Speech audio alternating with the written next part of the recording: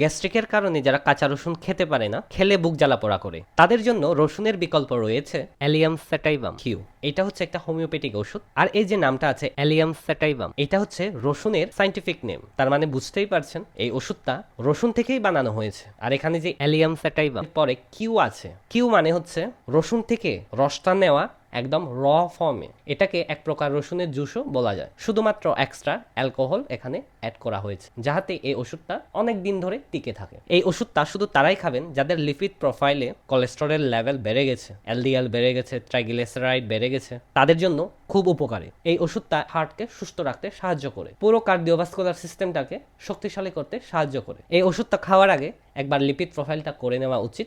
যদি আপনার total cholesterol, LDL, triglyceride বেড়ে থাকে, টানা 3 মাস খাবেন এই ওষুধটা, দিনে 2 থেকে 3 বার, ভাত খাওয়ার আধা ঘন্টা আগে, মাত্রায় 10 ফোঁটা 4 ভাগের 1 ভাগ কাপের পানিতে মিক্স করে খেয়ে নেবেন। তারপর 3 মাস পর আবার একটা লিপিড প্রোফাইল টেস্ট করে নেবেন। দেখবেন 3 মাস আগে যতটুকু ছিল আপনার কোলেস্টেরল লেভেল, তার থেকে অনেকটা কমে এসেছে। এই ওষুধটা যে কোনো হোমিওপ্যাথিক দোকানে পেয়ে যাবেন।